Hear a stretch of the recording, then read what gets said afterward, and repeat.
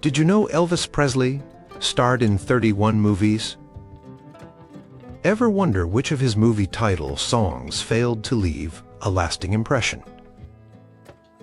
While hits like Jailhouse Rock and Blue Hawaii defined his film career, not every Elvis movie song became iconic. Number 1. Stay Away, Joe. Has there ever been a more forgotten Elvis movie song than Stay Away, Joe? Released in 1968, this film featured Elvis as a half-Native American rodeo rider returning to his reservation. The title song never appeared on the official soundtrack album and barely made it into the actual movie. Only the most dedicated Elvis fans remember this country western tune that played briefly over the film's opening credits. The song's production history explains its obscurity. Elvis recorded Stay Away, Joe at RCA Studio B in Nashville on October 1, 1967, but the studio executives weren't thrilled with the result.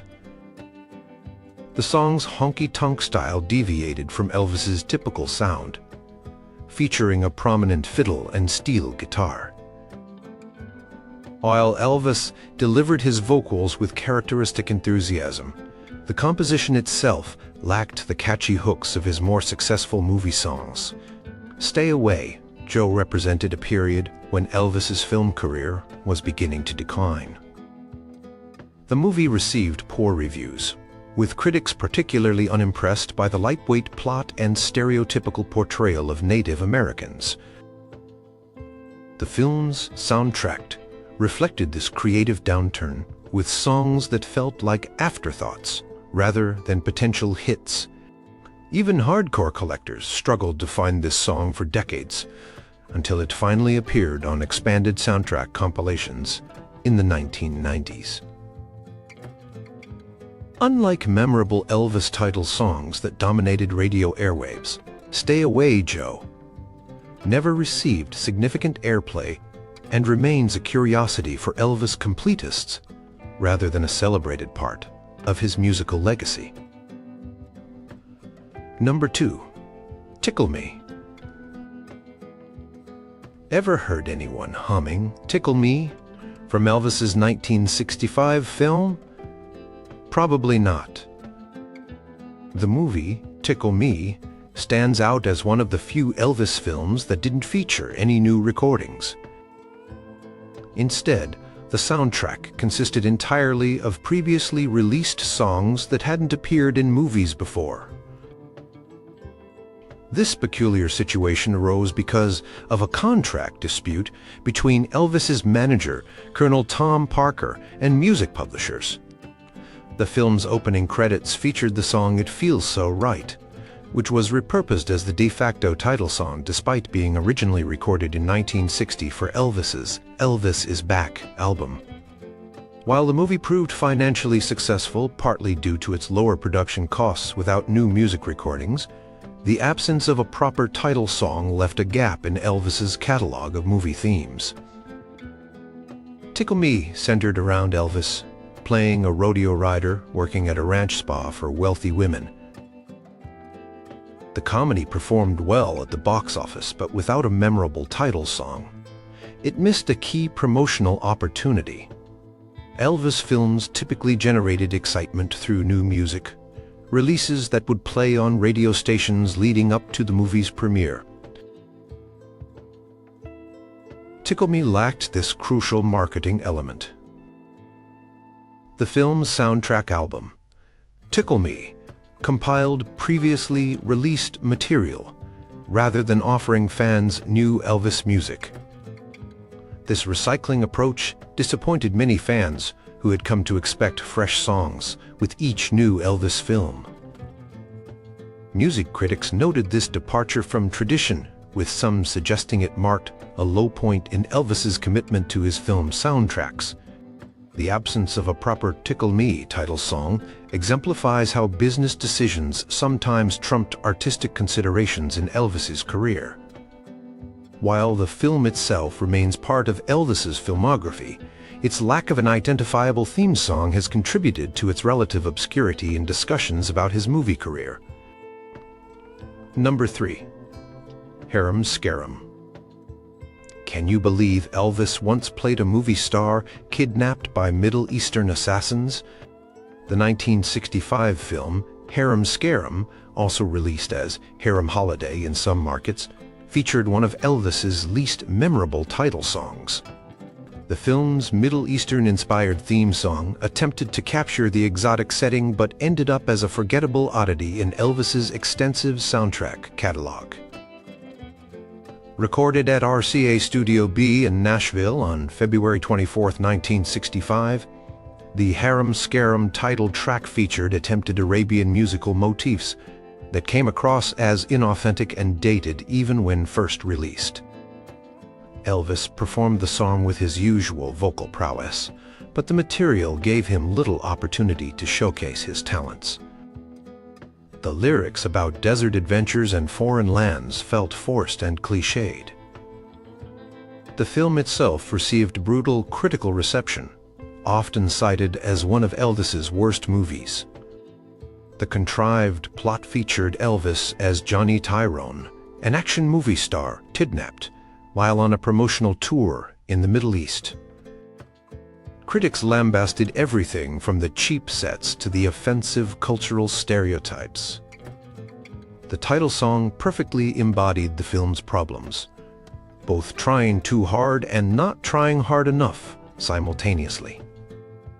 Harum Scarum suffered from the accelerated production schedules that plagued many of Elvis's mid-60s films.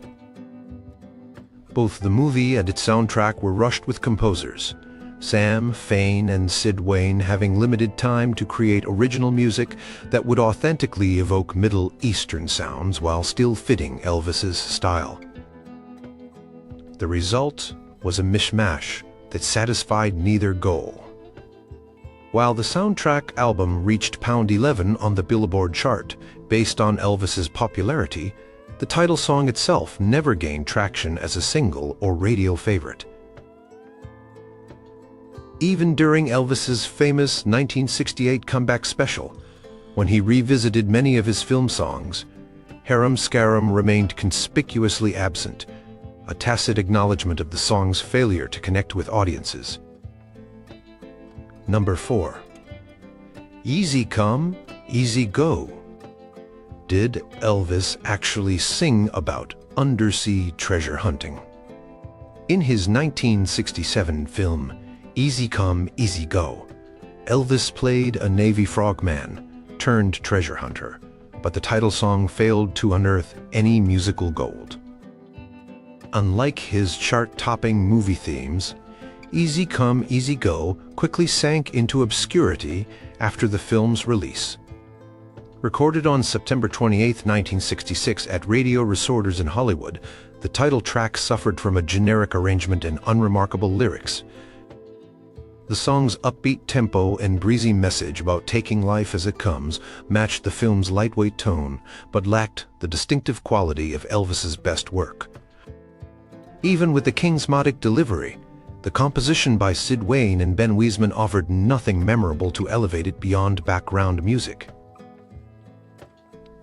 The production of Easy Come, Easy Go coincided with a period when Elvis's enthusiasm for his film career had noticeably waned. By 1967, the formula of placing Elvis in exotic locations with contrived romantic plots had grown stale. This creative fatigue extended to the soundtrack, with the title song exemplifying the perfunctory approach to music that characterized many of his later films. Music critics noted that Easy Come, Easy Go sounded more like an album filler track than a featured movie theme. The song received minimal promotion as a single and failed to make any significant impact on the charts. The soundtrack album performed poorly by Elvis's standards, peaking at pound 119 on the Billboard album chart, one of the lowest rankings for any Elvis soundtrack. Perhaps most telling about the song's lack of impact is its absence from Elvis compilation albums and retrospectives, while Jailhouse Rock, Viva Las Vegas, and Blue Hawaii regularly appear on Elvis's greatest hits collections, Easy Come, Easy Go rarely makes the cut. Even dedicated fans would struggle to recall the melody or lyrics, making it one of the least iconic entries in Elvis's extensive catalog of movie songs. Number 5. Live a Little, Love a Little. Have you ever tried finding someone who can hum the theme from Live a Little, Love a Little? Elvis's 1968 film featured him as a photographer, juggling 2 jobs and a complicated romance. But the title song left virtually no impression on audiences or Elvis's musical legacy. Despite being recorded during a creatively significant period in Elvis's career, the song disappeared almost immediately after the film's release. The recording session on March 7, 1968, at Western Resorters in Hollywood, came during a transitional time for Elvis. Just months before his famous 1968 comeback special, Elvis was beginning to reconnect with his musical roots. However, Live a Little, Love a Little showed little of this renewed energy or artistic commitment. The blandly cheerful composition by Randy Starr featured uninspired lyrics about embracing life and love, themes that had been better expressed in earlier Elvis songs. The film itself represented a slight departure for Elvis, containing more adult themes and his first on-screen bedroom scene. This mature direction wasn't reflected in the title song, which maintained the safe, content approach of his earlier movie themes, without the catchiness or charm that made some of them hits. The disconnect between the film's slightly edgier content and the forgettable title song exemplified the inconsistent creative decisions plaguing Elvis's late 1960s career. Unlike many Elvis movies, where the title song received prominent placement, Live a Little, Love a Little barely featured its namesake track. The film instead highlighted another song from its soundtrack, A Little Less Conversation, which initially received little attention but decades later became a massive hit when remixed by Junkie the 40th in 2002. This unlikely revival of a soundtrack album, deep cut, only emphasized how thoroughly the actual title song had been forgotten. Music historians examining Elvis's career often point to Live a Little, Love a Little as evidence of how formulaic and uninspired his movie songs had become by the late 1960s. Even as Elvis prepared for his comeback and a return to live performing, songs like this represented the creative dead end his film career had reached. The title, Song's obscurity today, reflects its failure to capture anything distinctive about Elvis's considerable talents. Number 6. Frankie and Johnny. Ever wondered what happened when Elvis tried to sing in a period musical set in the 1890s? The 1966 film Frankie and Johnny featured Elvis in a riverboat gambling tale, based loosely on the traditional folk song about a woman who shoots her cheating lover. Despite the famous source material, the movie's title song failed to make a lasting impression on audiences or Elvis's catalog of hits. Recorded on May 13, 1965, at Radio Resorters in Hollywood, the title song attempted to recreate a turn-of-the-century ragtime feel that never quite suited Elvis's distinctive vocal style. Composers Fred Karger and Sid Wayne crafted a pastiche of period music that felt more constrained than convincing. While Elvis gamely tackled the material, the deliberate old-fashioned arrangement limited his ability to infuse the song with his characteristic energy. The film's period setting created unique challenges for Elvis's musical contributions. Costumes from the 1890s, riverboat gambling scenarios, and antiquated dialogue all pushed Elvis far from his comfort zone. Similarly, the title song's stylistic limitations prevented it from connecting with contemporary audiences in 1966, who were increasingly embracing the evolving sounds of rock music, psychedelia, and Motown, rather than nostalgic recreations of vaudeville-era melodies. Critics noted that Frankie and Johnny represented one of the more bizarre detours in Elvis's film career. The movie performed modestly at the box office, but the soundtrack album stalled at £20 on the Billboard chart, a disappointment compared to his earlier soundtrack successes. The title song received little radio airplay and quickly faded from public consciousness after the film's theatrical run ended. The song's position in Elvis's musical history illustrates the creative compromises that dominated his mid-60s career. While Elvis could excel in various musical genres from rock to gospel to country, the artificial constraints of period-appropriate music for Frankie and Johnny resulted in a title song that satisfied neither historical authenticity. It remains a curiosity rather than a celebrated part of his musical legacy. Number 7. Double Trouble. Could an Elvis song about European tax problems actually be entertaining? The 1967 title track from Double Trouble answered with a resounding no.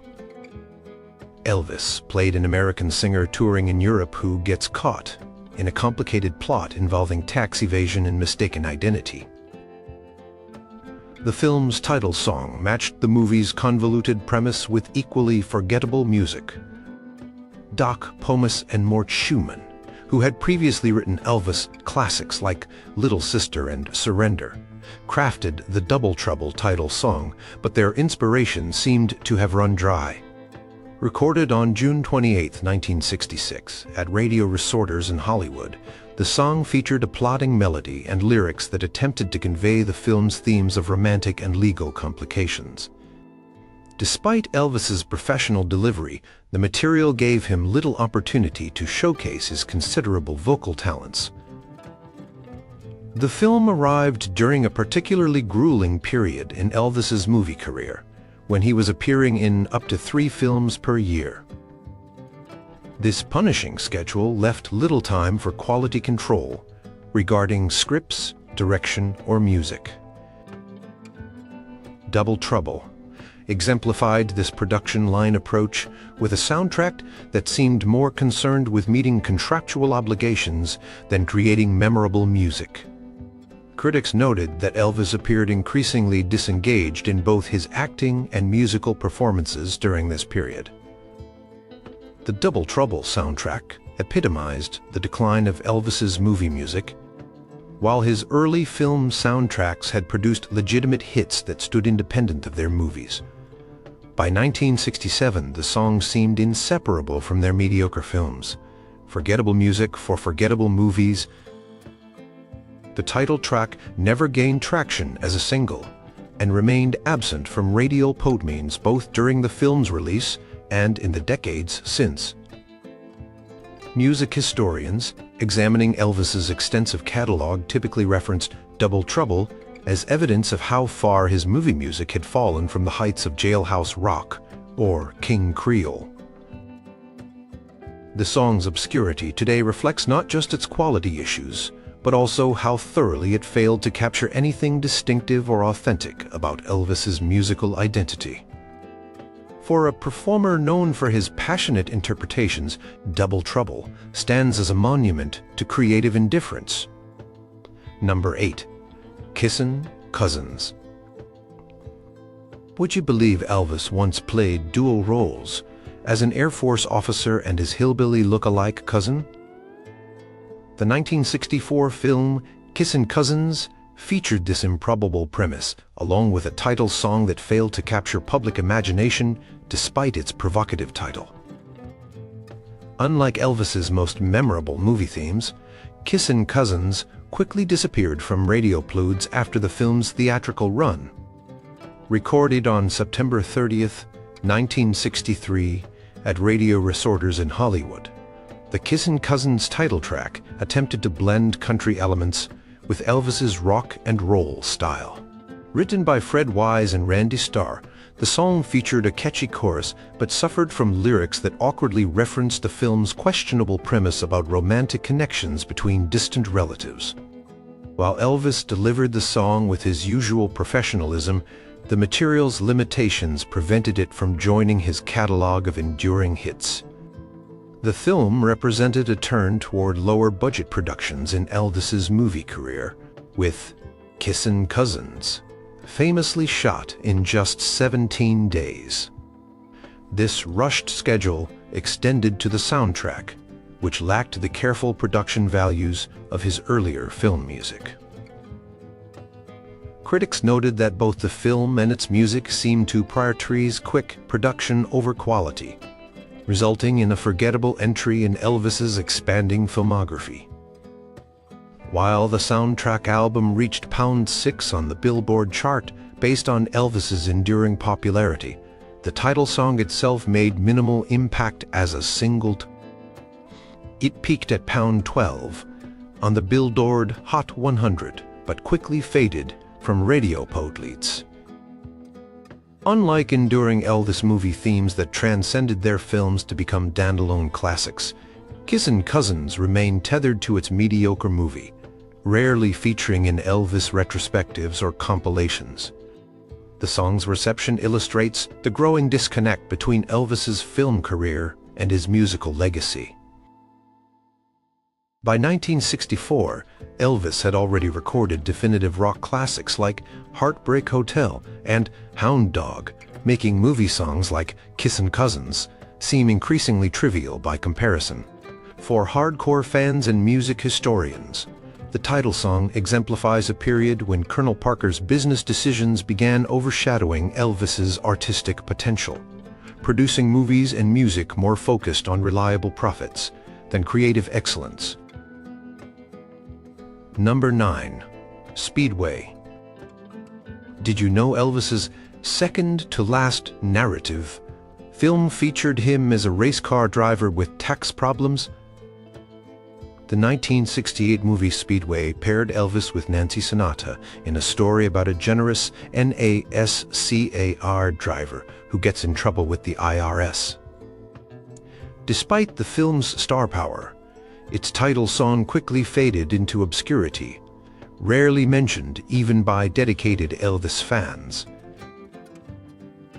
Recorded on June 20, 1967, at MGM Studios in Culver City, the Speedway title track attempted to capture the excitement of stock car racing but ended up a generic up-tempo number without the distinctive quality of Elvis's best work. Written by Stephen Schlax and Buddy Kaye, the song featured racing metaphors and car references that felt forced rather than inspired. Elvis performed with professional energy, but the material gave him little opportunity to showcase his considerable vocal range or interpretive skills.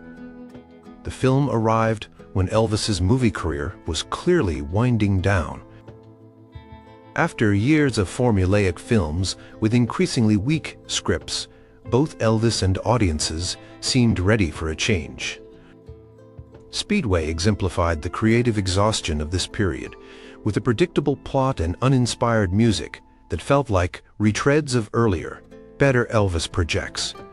Critics noted that while Elvis remained matic on screen, the film offered nothing new to revitalize his declining movie stardom. The soundtrack album performed poorly by Elvis standards, peaking at #82 on the Billboard chart, a far cry from his earlier soundtrack successes. The title song received minimal promotion as a single and failed to make any significant chart impact. Unlike memorable Elvis movie themes that remained in his concert repertoire, Elvis never performed Speedway in his live shows after returning to concert touring in 1969, a tacit acknowledgement of the song's forgettable status. Even as Elvis prepared for his famous 1968 comeback special, which would reinvigorate his musical career, songs like Speedway represented everything he needed to leave behind: constrained formulaic material that underutilized his unique talents. Music historians, examining Elvis's extensive catalog, typically reference Miss Speedway not for its musical merits, but as evidence of how thoroughly his film music had declined from its promising beginnings. For a performer known for his passionate interpretations and musical innovations, Speedway stands as a monument to creative compromise. Number 10. Paradise, Hawaiian Style. Have you ever heard anyone name Paradise, Hawaiian Style, as their favorite Elvis song? This 1966 film featured Elvis returning to a Hawaiian setting that had previously served him well in Blue Hawaii. But lightning didn't strike twice. The title song exemplified everything critics disliked about Elvis's later movie music: generic, forgettable, and seemingly created without artistic ambition. Recorded on July 26, 1965, at Radio Resorters in Hollywood, the Paradise, Hawaiian Style title track attempted to recapture the exotic appeal of Blue Hawaii without offering anything fresh or distinctive. Bill Giant, Bernie, Baum, and Florence Kay wrote a blandly pleasant tune that incorporated standard Hawaiian musical motifs, without the charm or memorability of Elvis's earlier Hawaiian-themed hits. Even Elvis's vocal performance sounded perfunctory, as if he recognized the material's limitations. The film itself represented a creative low point in Elvis's movie career, with a thin plot about a helicopter pilot starting a tour business in Hawaii.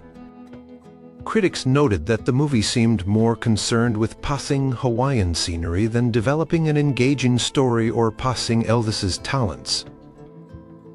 Similarly, the title song functioned more as background music than as a potential hit single, never developing the hook or emotional connection that characterized Elvis's most successful recordings.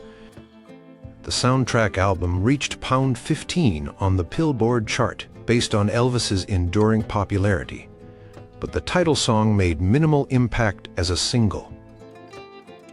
Unlike Blue Hawaii, or Can't Help Falling in Love from his earlier Hawaiian film, Paradise, Hawaiian Style quickly disappeared from radio plods and rarely featured in Elvis compilations or retrospectives. Even dedicated fans would struggle to recall the melody or lyrics today. The song's obscurity reflects the diminishing returns of Elvis's film formula by the mid-1960s.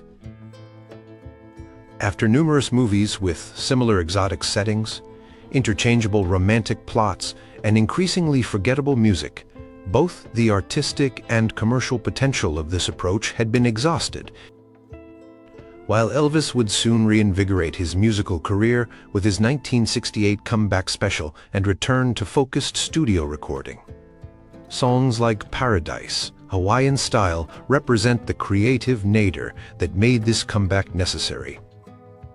Have you ever wondered what Elvis might have accomplished if he'd spent the 1960s focusing on challenging studio recordings instead of churning out these forgettable movie songs?